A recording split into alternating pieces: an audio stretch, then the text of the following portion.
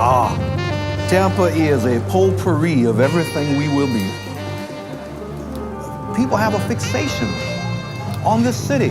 There's a beauty, a love, a humility, and an humbleness in the people you meet in Tampa. Whether they're black, white, etc., you find it.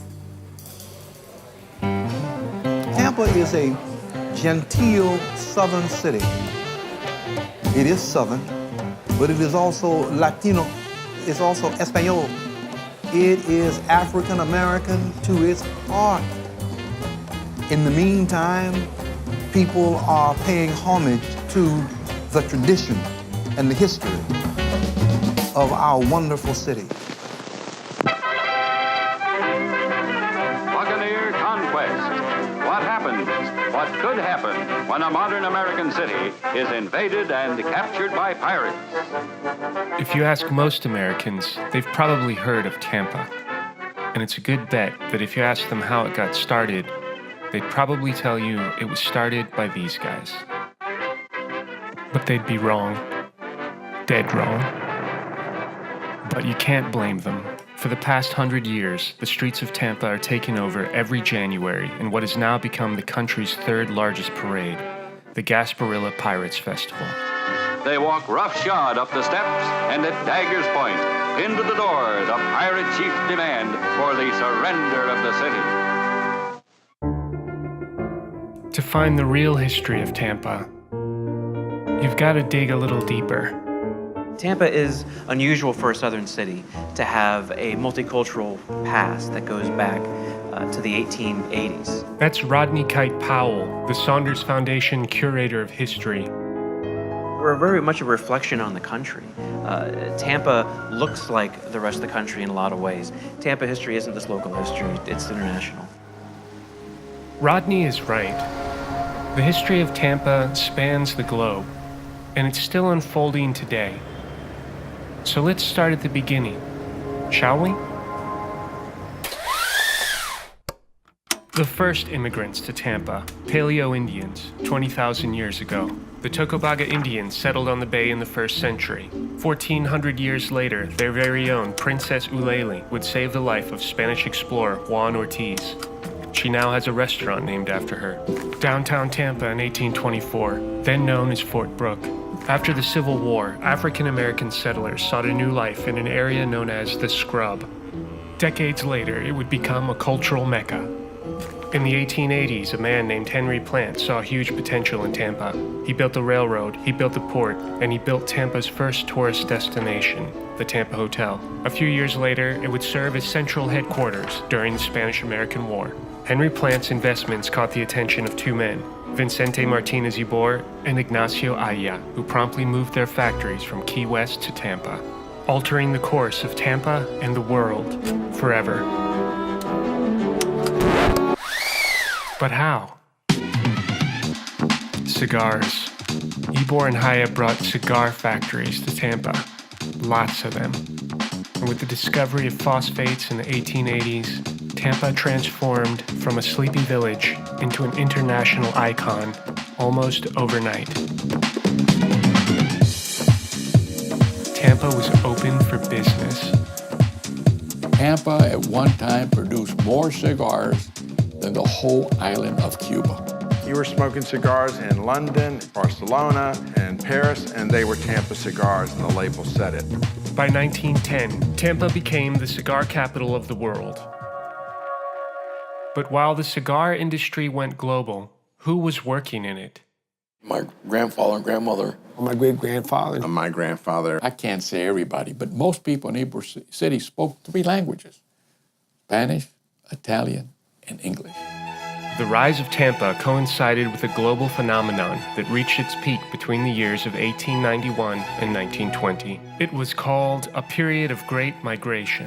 During these years, a tremendous movement set in from the countries of Southern and Eastern Europe.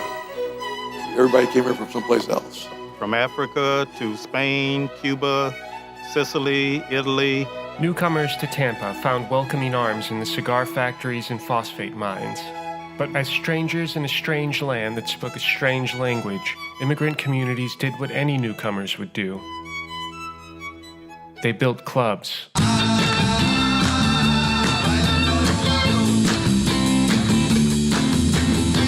Known as mutual aid societies, these venues became a lifeline for immigrant families. They provided everything from entertainment to healthcare, creating some of the first HMO systems in the country. These were the cathedrals. These were the places where people gathered, where important things were done. Today, these clubs are still active, hosting cultural soirees and festivals year-round. Preluding the Spanish-American War of 1898, José Martí gave a speech on the steps of this cigar factory, raising funds for his revolutionary army. He would send an agent to Cuba, carrying a secret message that would start the revolution. The message was hidden in a Tampa cigar. For a fellow who was born in Tampa, I've lots to learn about cigars, I guess.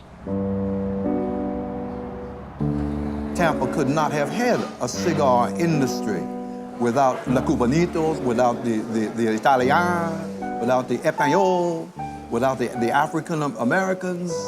People came to Ybor City and they were able to add a little bit of themselves into it, you know? And it worked. We'll look around. What you're looking at is a Cuban sandwich. The Spanish with the ham, Cubans with the mojo roasted pork, the Italians with the salami, cheese, mustard, and pickles from the Jews, top of that loaf of Cuban bread. And so the Cuban sandwich represents those different cultures. This was one of the few places in the South where you could have black skin, you could be a black man and work in a factory sitting next to a white man if you could work in one of the cigar factories, if you had those skills. So that was kind of unique for Tampa. Wait a minute. Before we go any further, after the Civil War, African-American settlers sought a new life in an unused sandy field on the edge of downtown known as the Scrub. The cigar and phosphate boom would help their determined village to grow, with the first African-American-owned businesses being recognized on the city ledger in 1893. Central Avenue was born. Central Avenue, where Ray Charles wrote his first song in 1947, where Hank Ballard invented the world's first dance craze, the twist, in 1959, a home away from home for Jackie Robinson, a muse for Ella Fitzgerald. During the era of racial segregation, Central Avenue had become a cultural mecca, but it was more than just an entertainment district. It was the heartbeat of the African-American community. Just imagine 6 blocks on both sides of the street, 2- or 3-story buildings of black-owned businesses. The first black high school, Middleton High, opened in 1934. Blake High School opened in '56. A multi-generational rivalry was born, as well as Tampa's tradition of civic leadership.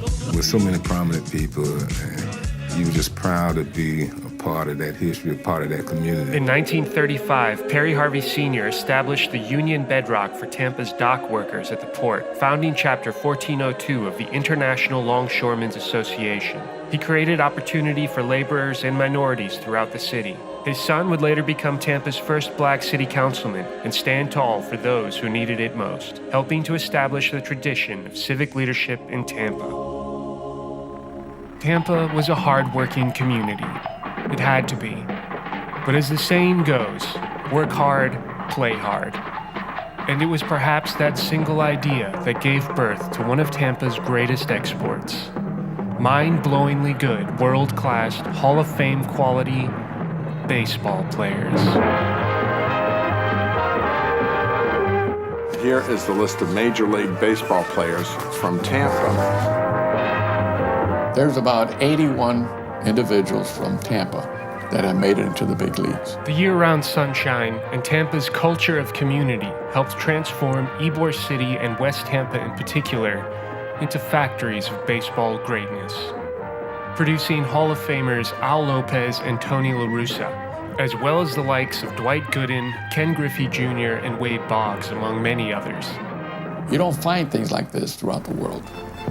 Everybody had their voice in Tampa, and perhaps no two newspapers reflected that more than the Florida Sentinel Bulletin and La Gaceta. In 1962, the bedroom community of East Tampa was etched into history with the arrival of the Florida Sentinel Bulletin. The Florida Sentinel Bulletin is the oldest African-American newspaper in the state of Florida. Resurrected in 1945 by the scholar-philanthropist C. Blythe Andrews, it owns all its own printing equipment and distributes throughout the country, printing twice weekly. La Gaceta, founded in 1922 by Victoriano Mantiega. The nation's only trilingual newspaper, and so it started off as a Spanish newspaper, founded by a lector in the cigar factories, Victoriano Mantiega. My grandfather was more of a scholar than he was a businessman. He wanted to change the world. He didn't necessarily want to get rich doing it. I think we're fortunate that we have diverse truths, because I think within cultures, you being able to tell your own story the way it needs to be told sets us apart. And that's what makes this city special. Wait a minute, hold on. What does all of this mean? It means the world to you. If you don't know your history, you'll know where you came from, you don't know where you're going. Everybody here is an immigrant. Just some of us have been here longer than others. The city of Tampa is a city of 30,000 stories. Tampa is Florida. You know, it's a big city, but it's still small at heart. But it also gave Tampa a birth. It's grown to what it is today. It is the jewel. Tampa Hillsborough County is the fourth fastest growing area in the country. We're the largest in the state of Florida, growing right now. A famous author once said, "History doesn't repeat itself, but it often rhymes."